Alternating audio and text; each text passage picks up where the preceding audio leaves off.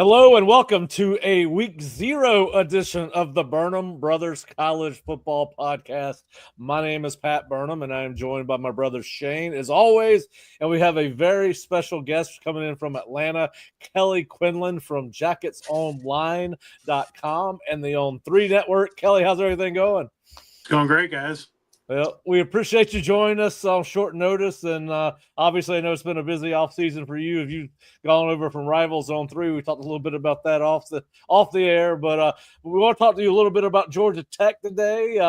Kind of one of the hot teams in the ACC as we enter 2025, and also want to get your thoughts on the ACC as a whole. But before we get started, we want to thank our 3 sponsors. The Burnham Brothers CFP is brought to you by Ascension Sports, where athletes rise above the noise, whether you're navigating NIL deals, building your personal brand, or preparing for the next level. Ascension Sports provides tailored consulting to help maximize every opportunity on and off the field, from recruiting insight to pre-draft prep and everything in between. Learn more at ascensionsportsconsulting.com because your rise starts here. Shane, you are president of the football side of things at Ascension Sports. How can people reach you?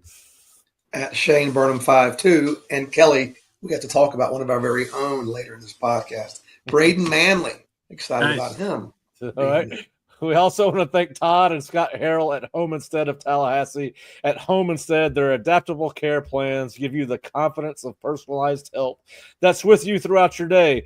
Even though we know there are plenty of things you still want to fly solo on, like finishing your crossword puzzle, trying Aqua's jazzercise,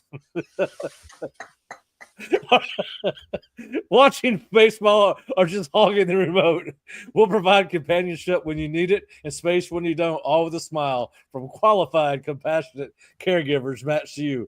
Visit Home Instead online for a better what's next at homeinsteadtally.com. That's homeinsteadtally.com. We also want to thank Dan Mowry and the Mowry Law Firm. Dan Mowry and his team of lawyers bring over 50 years of experience with them and specialize in car and truck accidents, premises liability, and wrongful death cases. Dan and his team are based out of St. Augustine, Florida, and can be reached at 904-824-7799 or at MowryLaw.com. All right, one day I'm going to learn these live reads, and I'm going to get the boys at Home Instead straight. I think we got to talk to the Home Instead copywriter there, whoever's doing the writing. Well, he's easier to read, a little more compact and size. Come on, guys, give us a little help here. I guess maybe I could edit it myself since I used to be a professional writer, but those days are behind me now. All right, so Kelly, now that you've gone through one of our live reads, welcome back to the show. I think everyone's fired up because this is the first week of college football. I think we got about 5 or 6 games on Saturday. So I guess we've all survived the longest 9 months of the year. And but how are things going on in Atlanta? Are you in a better mood than Brent Key was after the scrimmage on Saturday? Yeah, that was pretty funny. I think people forget what the last scrimmage of fall camp is, and Brent wasn't going to articulate that. But basically, your starters play like 2 series, 3 series maybe, and then it's letting the kids play and letting the dust settle with all the position battles. And so, like, the 2s and the 3s, I think, did 125 plays. I bet they did 110 of those 125 plays. They just let the kids play. Some of that was Brent trying to navigate rat poison, I think, too, and the Nick Saban way of saying stuff. They're starting to get hype. They're starting to get some love from the national side of things. People are realizing how much they have back offensively and the talent they've had on the defensive side of the ball and this way the schedule kind of lays out. And yeah, this is a team that's poised to finish in the top half of the ACC, even if they don't have a great season out of the gate. So yeah, I think that he was trying to keep his team focused and not let them get too worked up before the game at Colorado in 2 weeks.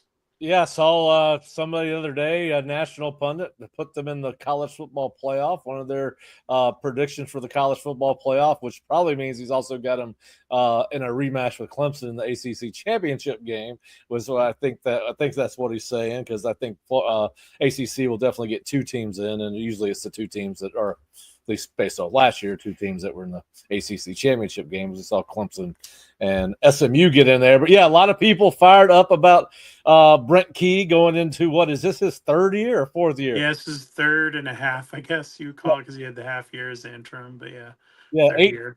16. And listen, you see him anywhere from the middle of the pack to, 10 and 2-ish, I guess. As I work through the schedule, that's kind of, I've got them basically favorites in about 10 of their games, and either 50-50 or underdogs, of course, against Clemson and Georgia. I guess that's just the branding of it all. But what kind of a season are you guys expecting there from the Yellow Jackets?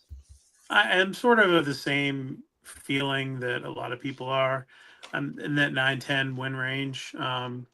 I think I do think they're going to end up splitting that Georgia Clemson thing. They'll win one of those 2 games, and then they'll lose. They'll do the invariable thing where they lose to like Boston College or somebody. They'll have a weird road game or a game where they, aren't playing their best and someone's hot against them. That's just sort of been the MO in college football across the board. Some teams are more talented and they can get over that a little bit, but the reality is that a lot of times they just don't.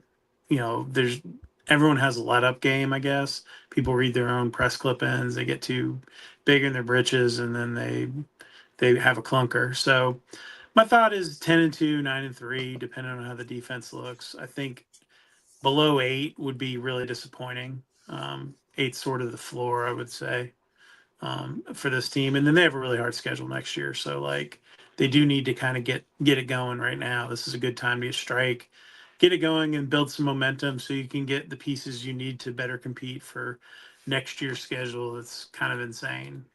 Yeah, and they got one of the more intriguing matchups in week 1. They travel out to Boulder and take on Dion, and probably in a lot of ways, probably 2 programs that are not probably diametrically opposed in how their head coaches operate, but probably a lot more similar in how they practice, right? Dion's known as a kind of a guy that practices teams hard. Obviously, that's Brent's MO, tough physicality. The program is sort of going into this year taking over Brent's personality. We saw his emotion after the Georgia game last year.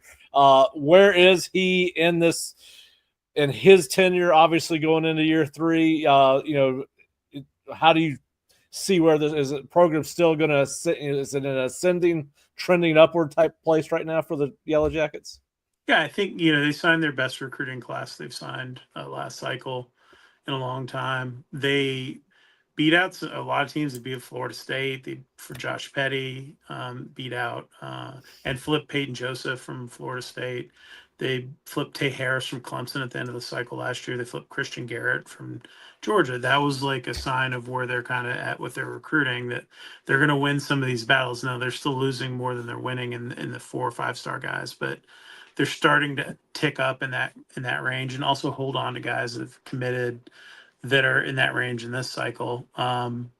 They held on to a guy who OV'd to Bama, Jaden Terry, this cycle so far.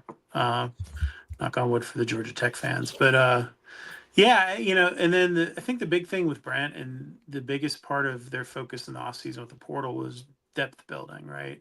Filling the areas where they had maybe a player developmental gap, where maybe Jeff Collins' predecessor and his staff missed on some guys. So there's some upperclassmen missing, particularly defensive line was a spot where that was a real problem.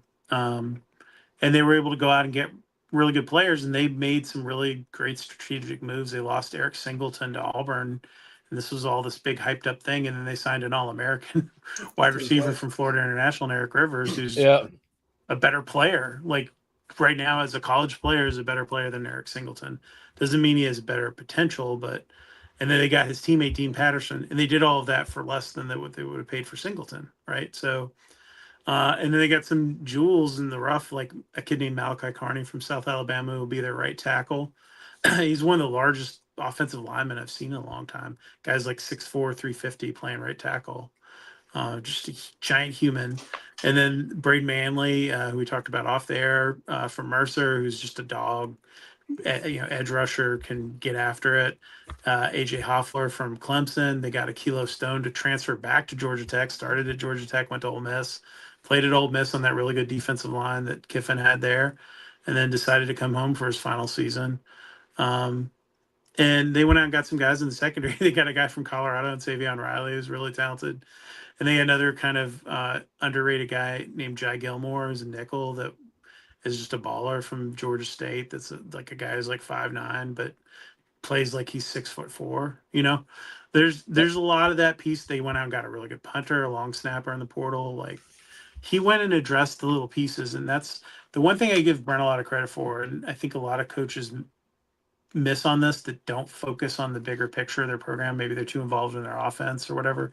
He lets his guys coach, and he focuses his attention in a lot of ways in terms of roster building. Like, what do I need? Where am I missing my pieces? What do I need to sign? And they took some guys. There's some younger guys in the portal too that will backfill positions down the road and be potential starters next year, but maybe won't play this year. That was another focus of it too. And we see too much of this. Patrick, you covered Florida State. You saw your team not make the playoffs because they didn't have a backup quarterback that was competent. Like, straight up, if they have one, they make the playoffs that year, right? Like, that was what everyone banged them on. And that was a mistake by Mike Norvell. Like, they don't have those. They have 3 quarterbacks who could start games right now. Like, all of those things, if you look across their depth chart, at almost every position, they're 2 or 3 deep. And that's like a huge difference from anything I've covered in a while. Georgia Tech's probably since 2014. Yeah, and to I me, think that's so unique. Go ahead, Pat. I was just going to say, as much as the excitement around who they brought into the program, to me, when I look at this team roster and its coaching staff, it's about who they kept or who they have coming back. And quarterback Haynes King and his backup Aaron Philo, who we saw they had a package for him last year towards the end of the season. You get your top rusher back, Jamal Haynes, your top receiver back, Malik Rutherford.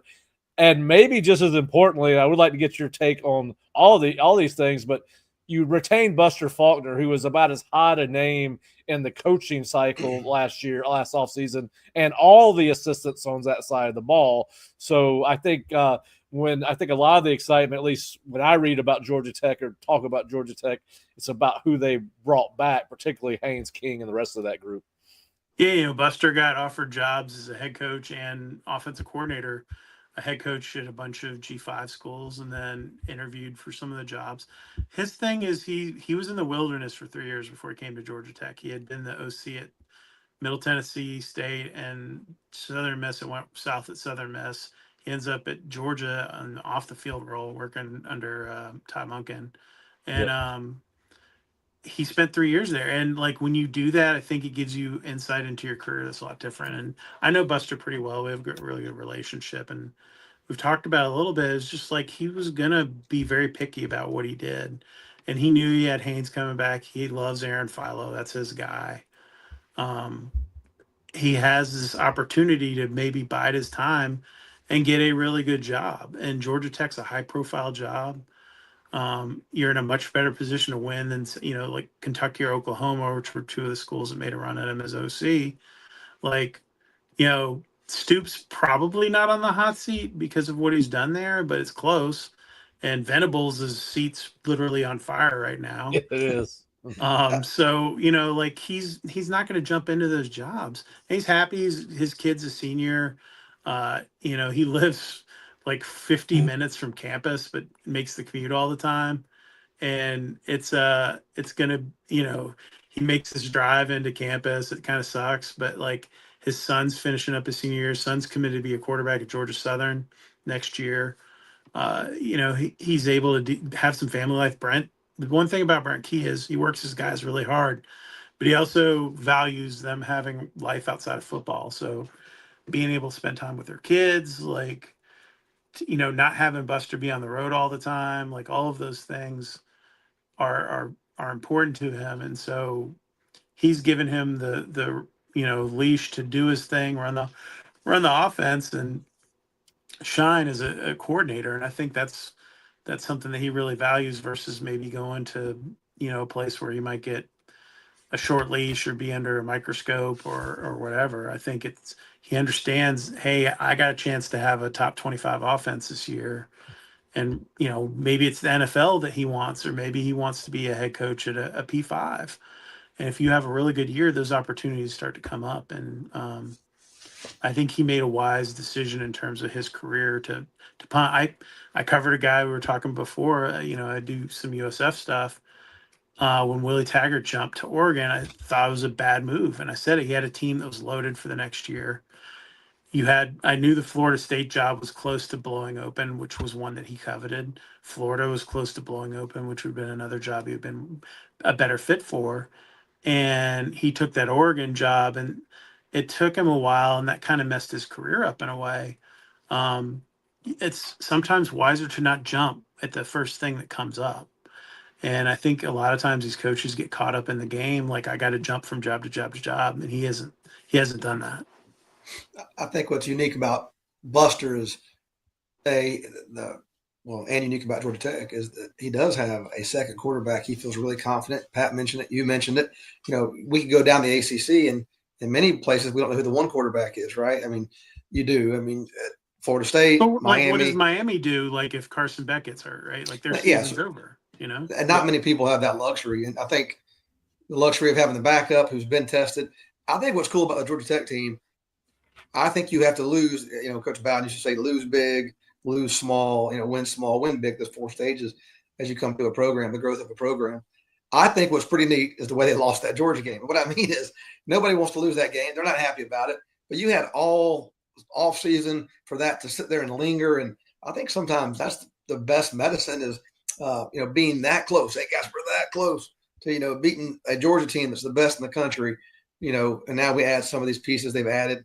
And I think the money ball, that receiver, so to speak, when they lost, which I thought that was an odd transfer to leave a contender like Georgia Tech to go to Auburn, but they money balled it. They had backfilled that position with, again, more production for lesser dollar sign. So I think they've done a great job building it. What's really unique to me is that you have 2 quarterbacks that can win games for you. Yeah, and Aaron turned down opportunities. Both Haynes and Aaron turned down a bunch of money to go other places. Teams were making a run at Haynes the whole time. He was locked in with Buster and wanted to come back and win. I think what happened, he blames himself a little bit for what happened in Athens, Haynes, and wants to get revenge for that and win that game, win big at this program. He's put too much into it to walk away from it. And as long as they gave him decent money, he was happy to stay. I think with Aaron knows that Aaron's tight with a lot of the guys on the team, and Aaron's very invested in what's being built here. And so that goes to speak about the culture piece of it too, which is huge, right? They kept a guy like Malik Rutherford. They went out and signed all these receivers. Malik is a guy that was a guy they brought up through their system. Like he was a Jeff Collins signee. He was 130 pounds out of Hialeah, and just he like slowly developed into this really good slot receiver over the last couple of years. He wanted to come stay. He went into the portal and pulled himself out. Like there were a couple guys that did that too. There have been some guys that went into the portal and tried to pull out and come back. There's a lot of drama with some of the guys that went in the portal and went to other places that were really torn about it. So it's been interesting to kind of see how Key has been building this thing. You talked about Coach Bowden's mantra. That's something that Brent talks about all the time. Like, he feels like they got to the win small aspect of it. And now is the next step in that, where you step on people's throats and put them away. They had an opportunity to do that in that Georgia game and didn't. Missed a field goal, missed some opportunities. And then that opened the door for that comeback in the fourth quarter where they lost the game on some pretty controversial plays in the overtime. But that was an aspect of that. Like, you've got to put people away when you have them on the ropes. And that's something that, I think it'll be interesting to see how they carry that into this season. Yep. I think that Georgia Tech's got one of the best quarterbacks in college football, and I don't know where you would rank them if you're doing a listicle thing. But, listen, he's a dual threat. He can do a little bit of everything. What is progress? What is the next step for Haynes King as he enters what is probably, I would imagine, his last season of college football? Yeah, he's like 27 now. I don't know. Yeah, he's been in college football for a long time. It was interesting because a couple years ago, I didn't think he would last this long. I thought he would be done with playing and moving into trying to be a pro or go into coaching. But he wanted to finish it, and I think to me, I think his running game's really good. I think just his ability to throw the football down the field. And last year he had a hurt shoulder, and everyone kind of knew about that. He played in some games where literally couldn't throw the football, and they would alternate him and Philo, which was very cool to see how they used that. And he threw just enough, and then came out in the Georgia game spinning it, which caught everyone off guard. But getting back into the deep vertical passing game, that really went away. I think his shoulder was bothering him pretty early on in the season. Even in the Florida State game, there were a couple shots that downfield that he would have normally hit that looked a little iffy. One to Singleton that should have been a touchdown early in that game in Ireland. I think just showing that aspect of his game, that's going to be the thing that kind of gets him into being a potential NFL quarterback. I don't know if his arm's there and the arm talent piece of it and piecing that all together, but that's something he can prove this year, right? Like, he has Chris Winkie, who certainly knows a lot about it, coaching him up, and they have a great relationship. And I think that's sort of the next piece for him is, can I do what I need to do to get my team to the next level, but also am I showcasing enough to be a potential NFL guy, even if it's a 6th, 7th round or UDFA deal? Yeah, and listen, he's got in the way offenses are shifting in the NFL, he's a guy certainly that would probably be able to have a long career as a backup, even if he doesn't have starting physical traits, but you could see him, I could see him in an offense like the Kansas City Chiefs, right? As a backup to a guy like Patrick Mahomes. He's kind of got that ability to create more time in the pocket. He's a threat in the run game. And listen, I think you're right. I think he will probably take the next step in the passing game. So I'm looking forward to seeing. He's fun to watch play. I love watching that kid play football. He plays the way it's supposed to be played and sacrifices his body on every play, which is probably why they're happy to have Philo right behind him, who was a big kid in his own right and was very productive in the role he played last year. A lot of the question marks on offense seem to be centered around the graduation on the offensive line. You had one transfer out. It was considered to be one of the strengths of the team last year. Is it going to be marginal fall off, about the same? How do you rank that group heading into the season? I think they'll be a little bit better. They lost their left tackle to transfer, Corey Robinson, but he wasn't supposed to be the left tackle. The guy who's supposed to be left tackle is the guy who's going to be the left tackle this year, Ethan McKinney. Played as a true freshman, played well for them. He got hurt in camp last year and missed the first 8 games of the season. And then started playing. He started alternating with Corey when he came back at the end of the last season. You have your left guard back, Joe Fusel, who was hurt last year, didn't play as well. And then your right guard was an All-American player who didn't play well last year because he was hurt. He almost lost his foot in a car accident. Keelan Rutledge. He had a car accident like December of 2023. And nearly had his foot amputated. Couldn't run, couldn't do anything in the offseason. Went in and played a full season, playing every game at right guard, was not himself. Looks like a totally different guy. He was an All-American at All-Conference at Middle Tennessee State before he transferred to Tech. He's going to be a guy who's going to get drafted. Like, he's really talented. The right tackle, Malachi Carney's really talented. Really with him, it's just about getting his body in shape. He's, like I said, 350. He should be probably 330. But just huge. And then the center, that was the big question mark. Weston Franklin was a 3-year starter for them. Harrison Moore is a guy who played tackle, tight end, and center for them last year. Really talented athlete. He's the starting center this year. I think he'll do well. I think they'll be better on the offensive line as a whole. It may take a few games to get it as glued in as it was. But I think it took a few games last year, too, before they really got it going. What I think is cool about Buster, and I thought this last year, I think you guys have an advantage in that first game versus Colorado for a lot of reasons. They're breaking a new quarterback, all those things. But I think Buster, just watching him pencil whip Florida State last year. Pat and I were sitting watching that game and going into it, we had some thoughts. And I said, hey, if you see Buster do this, or if you see Georgia Tech do that, you'll know that they got a beat on Florida State. And I'm going to tell you that pass you're talking about, that outbreaking, corner route that was wide open in the Florida State game for Georgia Tech last year. I thought Buster had him pencil whipped. I thought he had him dialed in. And I really thought he does a great job early in the season attacking people. So I'm excited for that Colorado game on the road. I think that's going to be a big start for that offense. Yeah, I want to switch over to defense for a second because there are some new faces over there. Lost some kids to graduation in the portal, got some kids back. But obviously the biggest change is new defensive coordinator Blake Gideon comes in from Texas to take over for Tyler Santucci, who left for the NFL. I think he's with the Ravens. Is there anything schematically that's going to change with this defense? And talk about key additions to the personnel. And obviously, I know they're bringing Vandenberg back, the middle linebacker who's fun to play. Eford is back. I think that guy was playing with a broken shoulder towards the end of last year and kept on getting up play after play after play. Again, Amari Harvey's back for his senior year. Clayton Powell-Lee. Tell us a little bit about what we can expect on Georgia Tech on the defensive side of the ball this year. Yeah, so the big difference with Gideon will be they're going to change how they do some coverage things in the back end.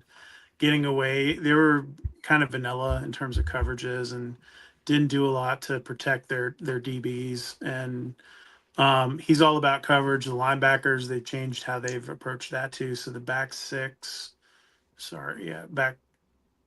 seven or whatever it is different with this defense than it was with Tyler Santucci.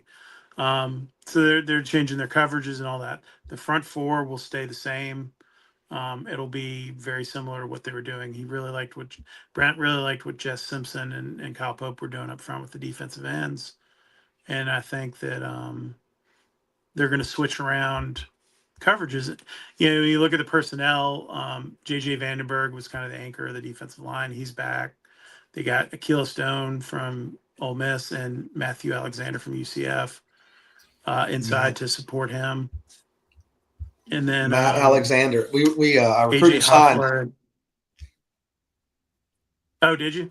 Yeah, back when he was at UCF, I was there. We recruited and signed Matt right on my way out to Florida State. Great kid. You're going to enjoy being around Matt. Great kid. Yeah, he seems like a great dude. They brought in Braden Manley, who we talked about, who's a really underrated guy. Just doesn't look the part physically. Like he doesn't jump off the page when you look at him or whatever. But just really effective, just really aggressive defensive end, edge rusher, sack guy. And he'll play one of the end spots. AJ Hoffler will probably be the other one to transfer from Clemson. And then they got a kid named Ronald Triplett from UTSA, who is just another guy, sort of like Manley, doesn't look impressive, but just gets it done. I think when you talk to that sort of the staff, front change. They changed linebackers a lot. Oh, sorry. Go ahead. I was saying, when you talk to that staff, JJ Kosh, who I deal with quite a bit on the portal side of things, that their evaluation's hit, man. They a lot of the kids we're talking about, undersized, maybe not, all the measurables you'd want, this, that, and the other, but they hit on good football players, or what JJ and those guys are doing right now. Yeah, I think you don't need to be in the ACC. I don't think you necessarily have to have like this guy, that guy, like the necessarily prototype guys, like as much as maybe in like the Big Ten, where you're going against so much size and especially in the lines of scrimmage. Linebacker, they have Kyle Eford back, who you talked about, really good run in the run support piece. EJ Lightsey was a kid they got from Georgia last year, turned into something towards the end of last season, playing for the first time healthy in his career.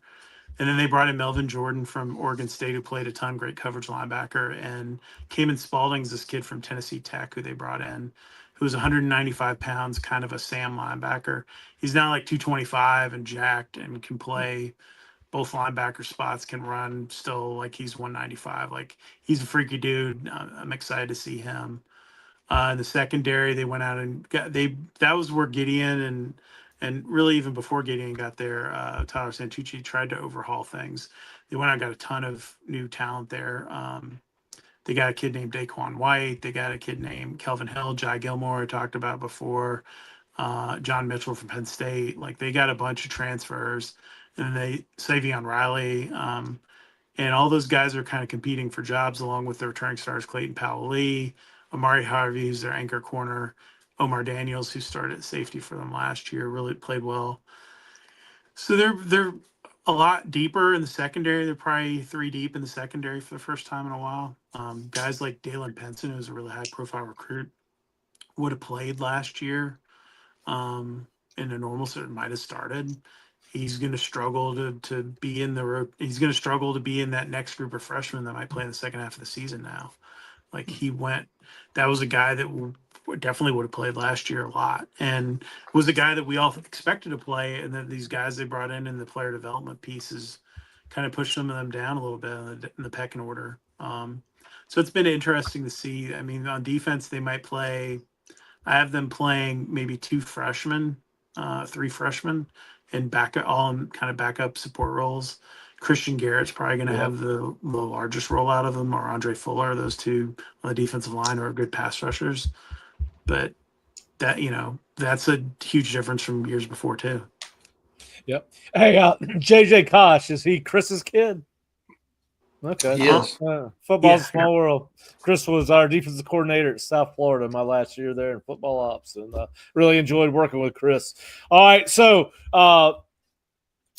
let's talk about what goes right on the football field for Georgia Tech if they were to end up in the ACC championship game, and what you think would go wrong if they don't live up to expectations. So what's the key to a great season, and what maybe is the Achilles heel of this football team in 2025? I think the big thing will be how that defense plays. I think the offense is going to score points, right? Like they're going to have a good, consistent top 40 offense. They should, unless something goes horribly wrong. So the defense has to be top 60, I would say. If you're top 60, that with that offense, that should put you in the mix. What will go well is if that defense is above that. If they're a top 40 defense, which would be the first time in a long time they've been anywhere near that. If you're in that range, I think you are suddenly very much in the hunt for everything that you want to play for, whether it's the ACC championship, the college football playoff, whatever your aspirations are, those are all in front of you at that point. Where it can go wrong is the thing we see a lot with kids these days, being able to focus and win when you're supposed to win, not play down to teams. And, I watched it with Alabama USF for 2 straight years, right? Like Alabama was in the struggle bus twice with them. They played one of the worst football games I've ever watched down in Tampa 2 years ago with Saban. And then we're in a absolute dogfight going into the fourth quarter last year. It ended up being a lopsided score in the fourth quarter. But like, those are the things you can't do. Like you don't have that rope anymore to be like letting teams hang around. You got to put Pitt away or Boston College or NC State. And some of those teams, like Dave Doran is like the cockroach of ACC coaches. He's going to figure out a way to win 8-9 games this year because they were lousy last year. Like, so that's going to be a tough game on the road. Like these Narduzzi's kind of like that too. Like so you got to get through these guys. And get through that unscathed, and that's going to be the biggest test for them. I don't think it's the Georgia Clemson thing, because you could lose both those games and still be in the mix for the playoffs, and everyone would look at as long as you split. If you played Clemson twice, I think as long as you split that, you'd probably be in the playoffs, or you beat Georgia. But I think what you got to do is take care of everything else on your schedule too. And then if you can win one of those 2 games, I think that gives you a chance to be a really special team that's in the top 10. You take an at Duke, right? That's a tough one. That's probably a better team than people want to think about. It's a tough environment. You're on the road, so you're not as geeked up. Yeah, those kind of games are the games that stick out when I hear you talk. Yeah, Duke's probably an 8-9 win team. Like right. If you look at their schedule, I picked the whole ACC slate for my website, and it was kind of a doomsday scenario for some of them. What did I have? Florida State. I had Florida State going 6-6, which kind of jives with my buddies who cover the program. where they're. I think the hope there is that they don't have to pay Norvell's buyout right now. That is one of several hopes.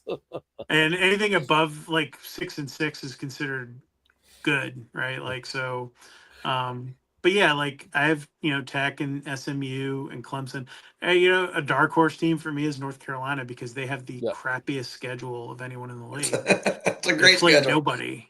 Yeah, like they play no one in the league. So like they should be able to roll through that. And then Louisville will be like and Miami are the next group, I think. I'm just not a big believer in Carson Beck. So like having seen that up close in the area a lot, just he doesn't do it for me. Okay.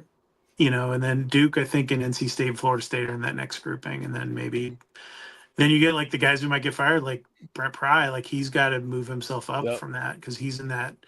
Is he getting 6-6? Can't be 6-6, 7 wins anymore. They're a program that's on the precipice of becoming irrelevant. Like, just because of what's happened with college football and recruiting and all this stuff that's happened, and they've lost their recruiting grounds. And are they going to be like the Nebraska on the East Coast, like a program that was once kind of historically very good that doesn't have a great recruiting base that's struggling to turn it around, that doesn't have a lot of money? So there's a lot going on. The ACC would be best served by my scenario where you have 4 or 5 teams that are in that 9-10 win range, and you have a really good product that you can push, and you got a bunch of teams in the polls. I think that's good for the league, good for the optics, and would be a lot better than having a bunch of 9-win teams, 8-win teams, and everyone's like, oh God, they're going to put 2 teams in the playoffs from the ACC. Like we don't need that as a league. We need to see, 2 really strong teams that have knocked out maybe some powerful programs on their way up.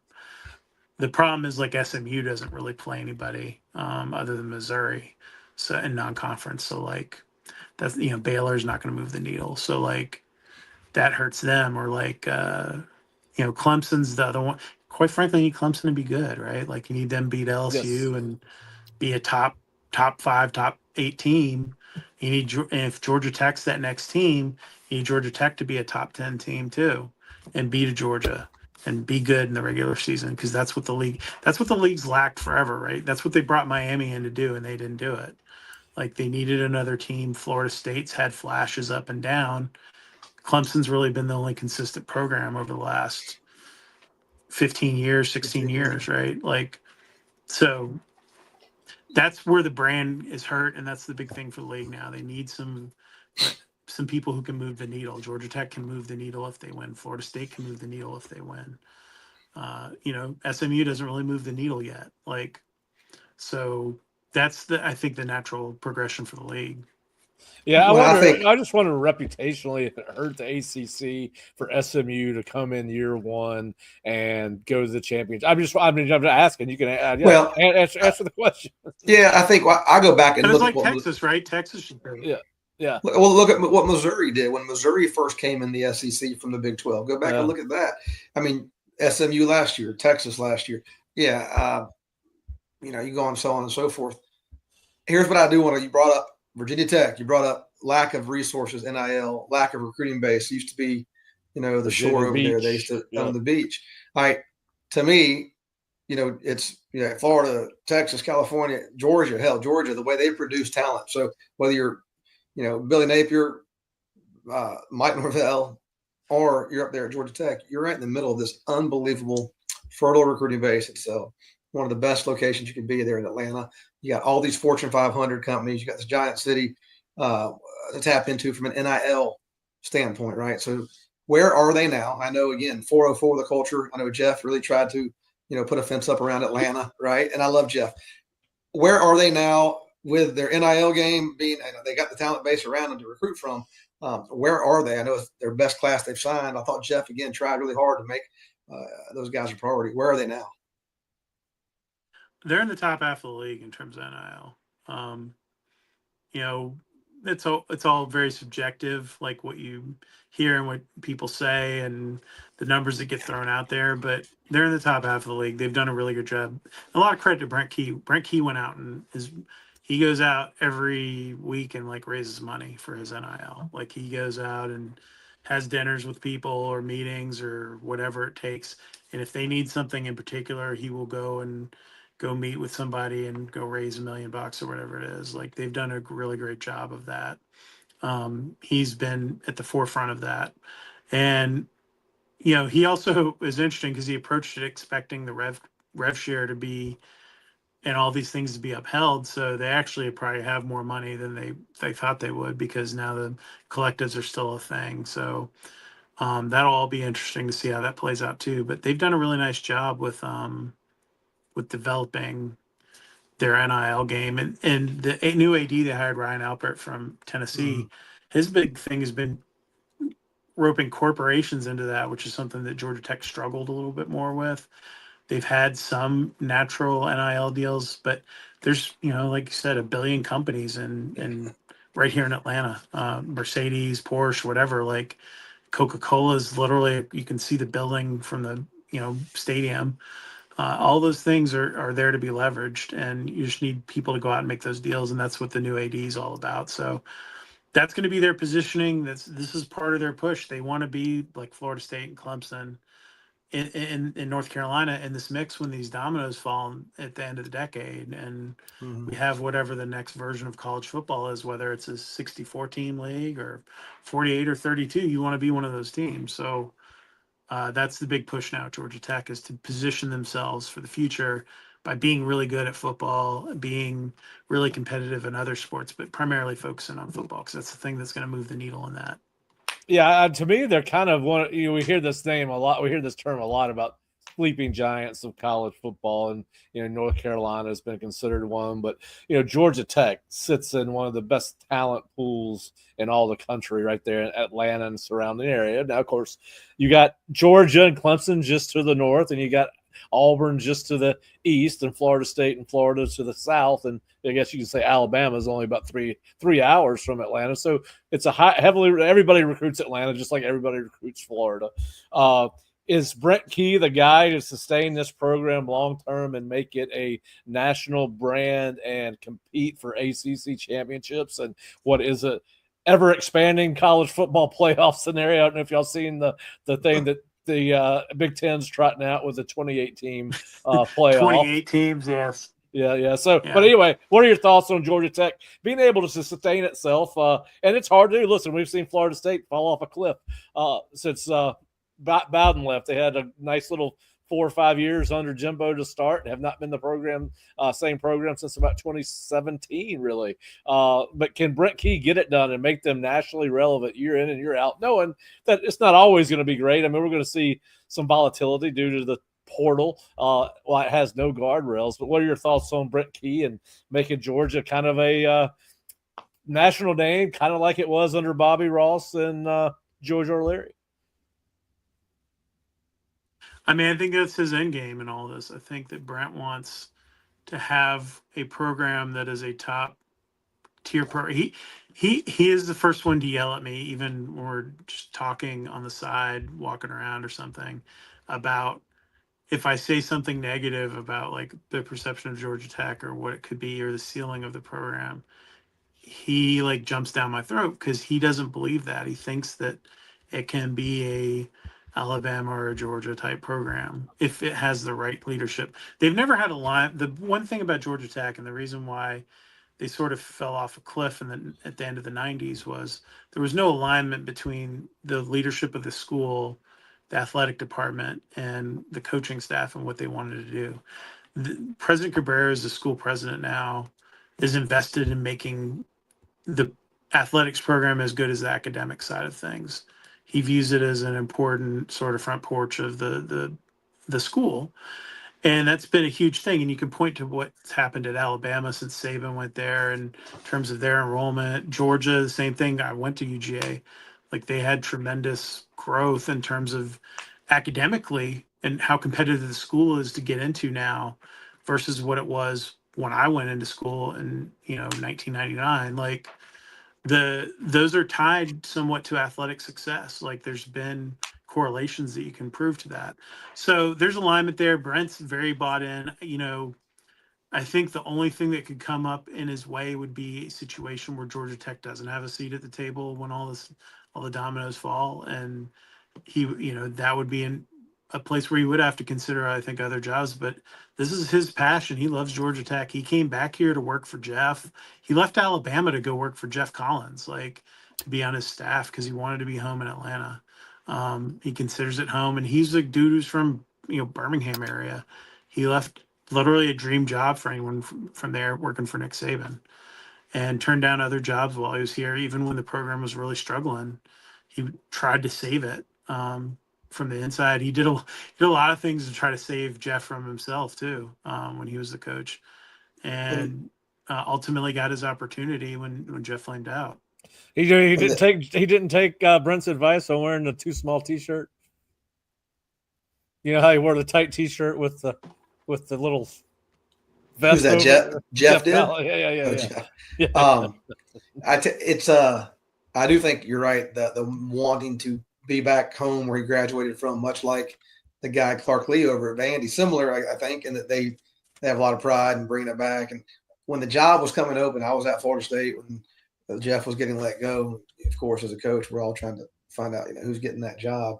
And I remember the word out of Atlanta at the time was the alignment within the support, around the program that was aligned behind getting him hired as the new head coach and promoting him from interim to full time. So I know that's huge to have any success you're going to have in a program, right? You got to have the alignment of all the support behind you, presidents and ADs and the booster groups that matter, the boosters that matter. And it seemed like he had that all, and he's done nothing but strengthen those alliances with how he's handled business. So. All right. The governor of Georgia is behind him, right. And he's a UGA grad. He likes Brent, so that shit goes to show how different a vibe it is. Yeah, I think he's a hard guy not to like, right? I mean, he seems like he's a genuine guy, wears his heart on his sleeve. You kind of know who he is. And listen, I think it's refreshing. I know we've seen guys leave their alma maters before, but I agree with what both of you guys have said. I think that it would have to take something unforeseen, like them not being part of whenever we officially go to super conferences, although we're really already there. But it's hard to believe that Georgia Tech, sitting in Atlanta, one of the top television markets in the country, would not have a seat at the table when we get to whatever the next iteration of turning this into the AAA version of college or of professional football. But yeah, so shaking this thing out, looking at the tea leaves, I think all three of us probably have Clemson as taking one spot in the ACC championship game. If you don't want to put another team in, what are the top two, three, or four teams that you think are going to be competing for the ACC, the right to get to the ACC championship game this year? If you don't want to make an outright prediction, because I know it's still early and we haven't played a game yet. I mean, I think that Clemson, you mentioned, Georgia Tech, you mentioned, I think SMU and North Carolina are the four that I see with the best pathway. I think Louisville will be the next one up from there, and then Louisville's problem is. They got Clemson and at SMU back-to-back weeks. That's going to be tough sledding if there are teams that are, have one loss or whatever, and it's to Clemson, or just don't have any losses in the league, like the ones that avoid that kind of gauntlet.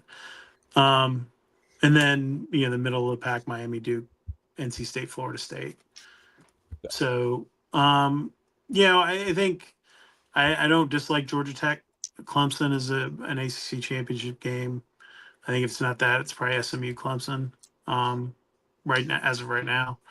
Obviously Carolina is a wild card because we don't know what Belichick's team will actually look like in college. And as a guy who grew up a Patriots fan when they were terrible all the way through Belichick, I am not super optimistic about what they're going to do. But he's been pretty mid without Tom Brady as a head coach. Tell me this. All right, you mentioned your opinion of the quarterback Carson Beck. All right, you have a little more intimate knowledge. You've been around him. Kind of tell me, and I'm not asking you to slander the kid, but just and on a football field way, what don't you like about his game? He is not able to create it. So what worked so well for them last year was Cam Ward's ability to extend plays and make things out of nothing, right? Same thing Haynes King does to extending plays, right? Like whether it's taking off and running, or Carson Beck is not that guy. Like he needs a clean pocket. He needs a lot of room to operate. And his numbers without what is his name? The tight end. Yes. Without him is very different, right? Like whenever he hasn't played, he's looked very. I watched him play a game at Georgia Tech without him, and he was very pedestrian, right? Like that guy caught 100 balls last year in the NFL. Yeah, he was good. yeah, like, and so he made everyone look better, right? Like so. Right. I just, and then Miami's, their offensive line, Mario's supposed to be this offensive line guru. They've been terrible on the offensive line with him. And so I just don't see how he holds up. Like, and he's not like this guy that everyone rallies around in terms of leadership and stuff. There's a reason Kirby Smart could have made whatever deal to bring Carson Beck back. They didn't want him back. Like, that tells me everything I need to know about that guy. Kirby Smart wants to win more than he wants to breathe. Like, he would have moved heaven and earth if he thought that Carson Beck was the difference between them being a playoff team and not a playoff team. That's an interesting He point. I chose hadn't to thought just about not that. bother with him. And that tells me what I need to know about Carson Beck as a quarterback. Maybe it'll prove me wrong, but like, I don't see it. Like, I've never seen it with him. He seemed like a decent college quarterback, and I think you need more than that if you're at Miami with what they have. Well, then he transferred to a program that has no returning receivers. They lost all 5 of their top receivers from a year ago, and he's not as good as I agree. Good. Yeah, and he's not as good as Cam Ward. So I think Shane and I were talking about this last week. Shane's big on the Hurricanes entering 2025. I'm saying they're taking a step back, and I believe it's because of the reason you just mentioned, that Carson Beck is probably been more of a product of the system he played in at Georgia, and more specifically who he was playing with, more so than him elevating their game. I think it was the other way around. So I want to get your take, since we're talking about quarterbacks, if we're and we can fit. We got any more questions on Carson, Shane? All right. So when FSU took Castellanos, either people loved it because he's this dynamic athlete with a ball in his hands, or they hate it because he turns the ball over like he's got a Pez dispenser in his hand. What's your take on Florida State taking 31 turnovers in 20 games, Shane? That's giving it away. That's giving it away. That is like a Pez dispenser, just giving that thing. Hey, who wants the ball? What were your thoughts when you heard that? I'm kind of middle of the road. I'm kind of excited to see what he can do, and if they can get his turnover problem to a minimum. But what was your thought when you heard Florida State was rolling the dice on Thomas Castellanos and trying to secure, as he said it, he's trying to save everybody's job? I mean, I think it's a lot better than DJU, who I was adamantly against them taking last time, because I watched him play at Oregon State and I watched him play at Clemson. All those Oregon State games used to be on, and I'd be in a hotel after a Tech game, and it'd be the Friday or Saturday night game or whatever they'd be playing. And I watch it, and he's like hand off, play action pass, hand off, screen, hand off. I was like, this is not a guy that's going to run the offense the way Norvell and those guys do it. And, it's fascinating to me that Norvell hasn't been able to develop a quarterback. Jordan Travis, he developed some, but like, where the hell are all those high school guys he signed? Like, and playing for somebody else. Tate Rodemaker, they flipped from USF, man. I thought he was a little bit of a stretch at USF. Like, he was okay. He was a developmental guy there. Like, or Brock Glenn, who should have been like playing at Mississippi State, maybe. Like, he was just the prettiest girl at a bad dance that cycle. I like old Brock. I like Brock. Brock's okay, but like, Ohio State, all these people were on him like he was the guy, and he wasn't. He was okay. Like, he's a developmental 3-year guy. Like, you play in the 3rd year. Where's the quarterback development? So that's my big thing with Florida State. Like, that's what's going to kill Norvell, is his inability to develop his own guy, right?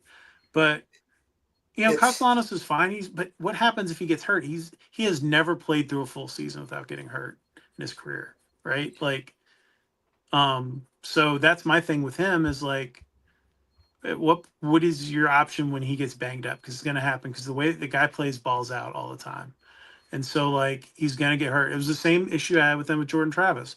If you have Jordan Travis, you have to have a capable backup quarterback because that dude plays with like no regard for their own personal safety, and so if you have that type of quarterback, you have to have a plan B. And he has completely bungled this every time. And I don't understand it. There's guys to go get who are capable backup quarterbacks who are better than what they've had. And they just invest their money in like another receiver or like some flash defensive guy who's not productive either. Like, that great offensive line they're supposed to have last year. They're supposed to blow people off the ball. We saw that. It was the defensive line that was supposed to blow. Was it the defensive line? I forget. Yeah. Like, I just remember hearing for 3 weeks before the Georgia Tech game how great Florida State was on the lines of scrimmage. Oh, it was supposed to be better than what it turned out to be. You're right about that. Listen. I had questions about Florida State last year. They weren't near as concerning as they turned out to be. But yeah, I don't know who they're going to throw the football to. That was probably other big one that popped out in that first game when they were throwing every pass to a running back. By the way, Jim Harbaugh straightened DJU out. He threw a touchdown pass in his first pro game the other day.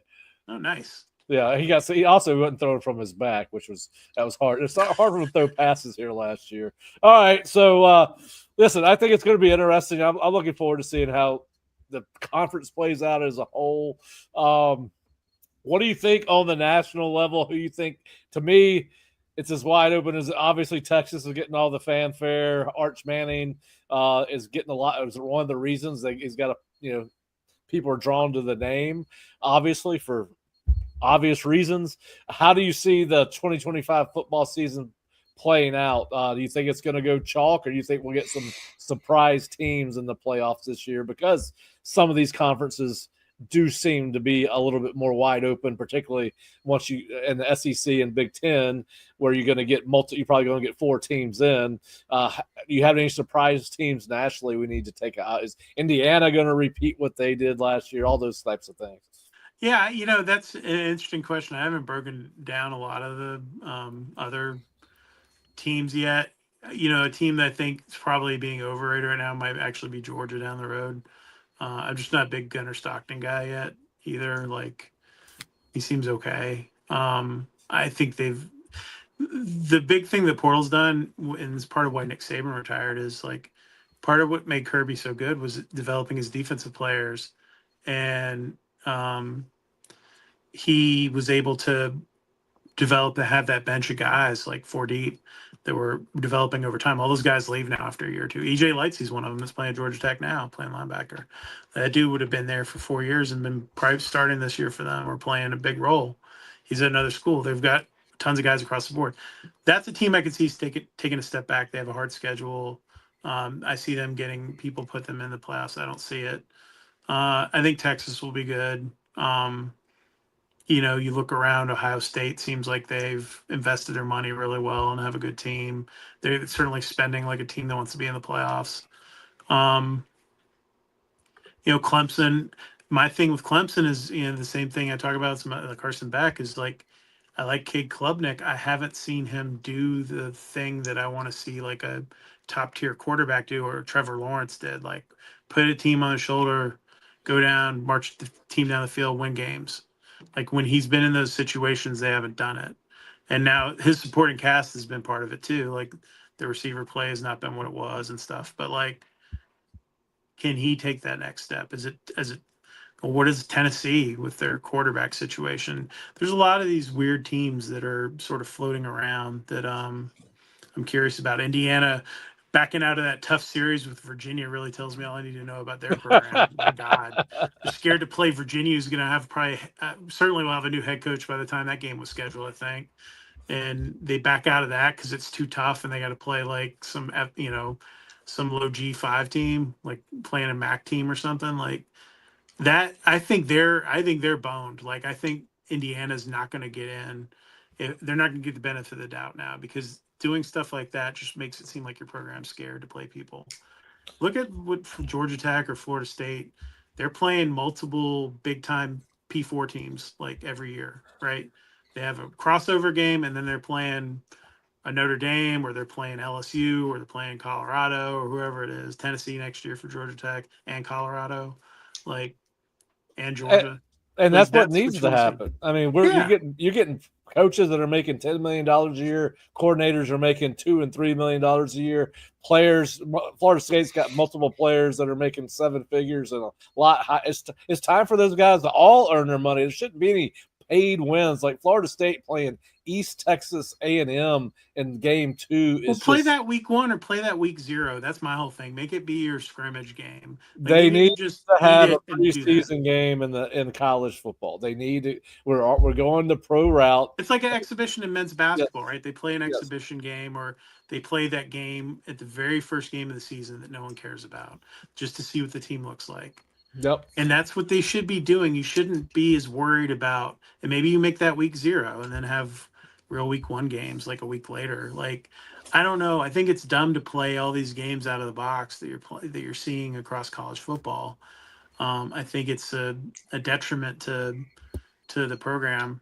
The other team I'm down on is LSU. I just like Brian Kelly has always been a guy who's underachieved with more. I think he's probably gonna get toasted this year. I think Clemson's going to get them right out of the gate. I think that going back to Buster, I really think as a coaching community, we sat there last year and thought, well, there's going to be very little movement for a lot of reasons. One of them being the advent of rev share coming, in June and July. But I do think there'll be a lot of turnover this year. So whether your name's Buster Faulkner or your name's anybody else in coaching, and you got, this small window to go take advantage of being a head ball coach, I think there'll be a lot more jobs open this cycle, to your point. Hey, I do want to. I know you got the South Florida State still. We had a little bit of a preview on them last week. I've got them as a legit contender to maybe get their first conference championship ever. Obviously, spending 7 years there, I would love to see it get done. Their schedule kind of lines up well in conference. They got a tough road to hoe the first month in conference. Yes. Yeah, but fairly. They only play 2 teams ranked ahead of them preseason in conference. Now, obviously, Boise State, Florida, and Miami are a tough way to start September. Factor those out. Do you think this Bulls team makes a run at the conference championship in 2025? Yeah, I think so. I think they're going to win one of these first 3 games too. I think they'll upset Boise or somebody. If maybe it's Florida, if Lagway doesn't play, I think there's, I know he's banged up and has a history of getting banged up, or Miami, that might be the Mario clunker where the wheels start to come off. I think they'll win. I wouldn't be shocked to see them win one of those first 3 games. And then they open with a pretty good slate. They have Charlotte, they have at North Texas, and FAU in their first 3 conference games. That they should win all 3 of those, and then they go to Memphis. If they can beat Memphis, I think they're in a good position. Memphis is, I don't think, supposed to be quite as good this year.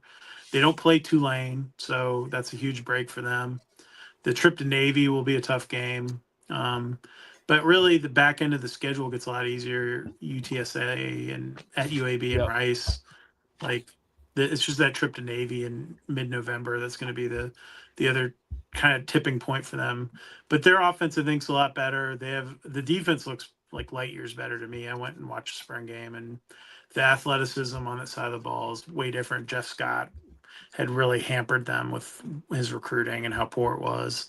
And nicest guy in the world, but go to a camp and hear him give a 45-minute lecture about Hunter Renfrow when you're at USF was not exactly going to entice recruits to sign up and play for him. And stick to what you know. Bad advice. Stick to what you know.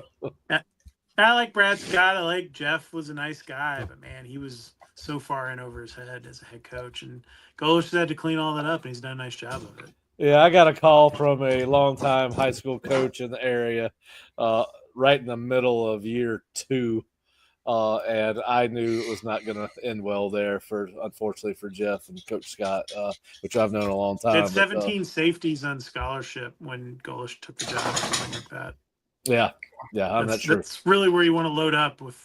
It's in Florida. You really need to overload at safety. Yeah, I think that may be your number for offensive line and defensive line, what you want there. All right. Hey, Kelly, you've been nice enough to give us a little bit over an hour. Please tell people where they can go to get your content. And we appreciate you breaking down the Georgia Tech and ACC. You've been covering this conference for a long time. But where can people go to get your content? Check out jacketsonline.com. I'm Kelly_Quinlan on X, Twitter. If you're a USF fan and you happen to catch this, bullsinsider.com. That's our site there. We have a nice staff of people working on that site as well. So yeah, check us out. We support local journalism, independent journalism. It's important, especially in this day and age. You used to pay a quarter for a newspaper. You can pay a quarter a day to read a website. Yep. All right. Well, listen, we have not done this before. So this is week 0, as we said. So we're going to give you a chance to pick a couple of games in week 1. We got Iowa State at Kansas State. Really not at Kansas State. They're in Dublin. In Ireland, yeah. Yeah, at Aviva, which you did that trip last year, I believe. I wish I could have done it. Yep. Iowa State, Kansas State, slight favorite. Ranked 17 to Iowa State's 22. Who do you have in that game? Who do you like, Kansas State or the Cyclones? I'll go with Kansas State. I have a few buddies who cover them, so I don't really have any rooting interest. Those games are always super weird over there because it's week 0 and you're playing in Ireland, so it's hard to get super predictive in terms of every game that I've seen there has been oddly close, except for the ones Notre Dame played over there. Yep. Against Navy? Yeah, that was the only. I think that's the only blowout ever in that game. All the other games have been like a 1-score game. I will tell you this: from 2009 to 2015, I coached at Iowa State against Kansas State 7 times. In all 7 games, which we lost somehow all 7 by a touchdown or less. I have no clue what's happened the last 10 years since Matt Campbell's been there, but it's always been a hell of a game, a close game. I'm taking the Cyclones, Patrick. Yeah, the one that killed me was the one at Manhattan, I believe y'all's last year there, where y'all had that game won and literally turned the ball over to them to lose the ball game. Y'all had, I don't remember. It's either your last year at Iowa State or your next to last year at Iowa State. And then, so anyway, yeah, I think I'm going to go with K-State. I don't know why I like Kleinman.